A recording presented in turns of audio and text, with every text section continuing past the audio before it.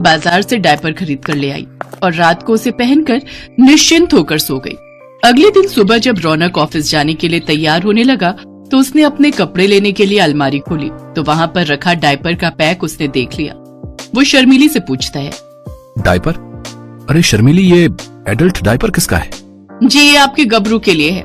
आजकल घर में हर जगह गंदगी फैलाए रखता है, जहाँ मर्जी सुसु पोटी कर देता है। वो अपने पति से ये सब बातें कर ही रही होती है कि तभी उसकी सास शांति वहाँ पर आ जाती है। हाँ बिल्कुल सही कह रही है बहू, अरे कल तो इसने तुम्हारे बिस्तर पर ही पोटी कर दी थी। गबरू, क्या ये सब सच है? आप इससे क्या पूछ रहे हो जी? ये कौन सा आपसे कुछ बोलकर आपको सारी बात बताएगा? भले ही ये कुछ बोल ना पाए पर झूठ भी तो नहीं बोलेगा, इंसान थोड़े ना है ये। शर्मिली हर रोज डायपर पहनकर सोती और अगले दिन सुबह जाकर उसे घर के पीछे नाली में फेंक देती। लेकिन एक रोज जब वो डायपर फेंकने गई तो एकदम से आंधी चलने लगी और वो डायपर उड़ते हुए एक पड़ोसन के ऊपर जा गिरा। डायपर में पोटी लगी हुई थी। पोटी वाला डायपर देख तो उस पड़ोसन का दिमाग ही खराब हो गया। उस पड़ोसन का नाम ओमवती था। उसकी शर्मिली की सास से बिल्कुल भी नहीं बनती थी और वो डायपर देख चिल्लाते हुए कहती है, इस शांति को तो मैं बताती हूँ, गंदा डायपर मेरे ऊपर फेंकते हुए इसे शर्म नहीं आती। ओमवती शांति से लड़ने के लिए उसके घर पहुंच जाती है। शांति, अरे ओ शांति, क्या हुआ ओमवती, क्यों चिल्ला रही है? तुझे क्या लगा कि तू मेरे ऊपर पोटी से भरा हुआ? अरे हम तेरे ऊपर डायपर क्यों फेंकेंगे? ये जरूर हमारे गबरू कुत्ते का काम है। हाँ, ये पक्का कुत्ते का काम है। मुझे बेवकूफ समझ रखा है क्या तुम दोनों ने? भला कोई कुत्ता किसी के ऊपर डायपर फेंक सकता है? मैं अभी पुलिस स्टेशन में तुम लोग के खिलाफ रिपोर्ट लिखवाऊंगी। इतना कहकर ओमवती वहाँ से सीधा पुलिस स्टेशन चली जाती है। कुछ देर बाद पुलिस उनके घर पहुँच जाती है। रौनक भी ऑफिस से घर पहुँच जाता है। पुलिस ने रौनक को खूब उल्टी सीधी बातें सुनाई। उधर शर्मिली ने अपना सारा दोष गबरू के ऊपर डाल दिया। ये सब सुनकर रौनक गुस्से में आ जाता है। गबरू, मैं तो तुझे बहुत सीधा समझता था, लेकिन ऐसी हरकतें करके तूने मोहल्ले में मेरी नाक कटवा कर रख दी। मैंने तो तुझे बहुत प्यार किया, लेकिन तूने ही ये सिला दिया मेरे प्यार का। अब मैं तुझे इस घर में एक पल भी और रहने नहीं दूंगा। चल निकल मेरे घर से। रौनक ने गबरू को अपने घर से निकाल दिया और बेचारा गबरू रोते हुए चुपचाप वहाँ से चला गया। हालांकि वो ज्यादा दूर नहीं गया। अरे रुको रुको, इन्हें क्यों फेंक रहे हो?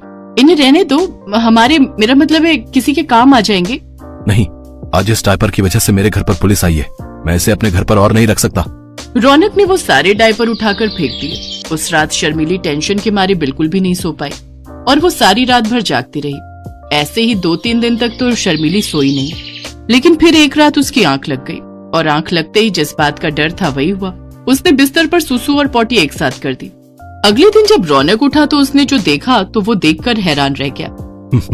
ये क्या? अब तो गबरू भी यहाँ नहीं है, तो फिर ये सब किसने किया? शर्मिली अब और झूठ ना बोल सकी और रोते हुए उसने सारा सच रौनक के सामने बोल दिया। मुझे माफ कर दीजिए जी, मुझसे गलती हो गई। मुझे बचपन से ही ये रोग है। इसका मतलब ये सब तुम कर रही थी और डायपर भी इसीलिए खरीदा था और सारा का सारा इल्जाम मेरे गबरू पर डाल देती थी। मुझसे गलती हो गई जी, मुझे माफ कर दीजिए। अभी तो मैं अपने गबरू को ढूंढने जा रहा हूँ, तुमसे तो मैं आकर निपटता हूँ। रौनक पागलों की तरह गबरू को सड़क पर चलते हुए ढूंढ रहा था कि तभी पीछे से एक तेज रफ्तार कार आई। वो रौनक को टक्कर मारने ही वाली थी कि गबरू ने रौनक को जोर से धक्का दे दिया। रौनक दूर जा गिरा। रौनक को बचाते हुए गबरू को हल्की चोटें आ गई।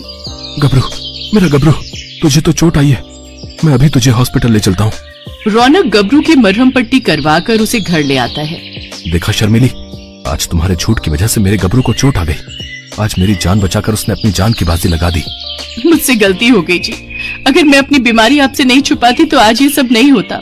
कोई बात नहीं शर्मिली, हम तुम्हें डॉक्टर के पास ले जाएंगे और तुम्हारा इलाज करवाएंगे। हाँ बहू, तुमने अपनी गलती स्वीकार कर ली, ये बड़ी बात है। रौनक और शांति शर्मिली को अच्छे से डॉक्टर के पास ले जाकर उसका इलाज करवाते हैं।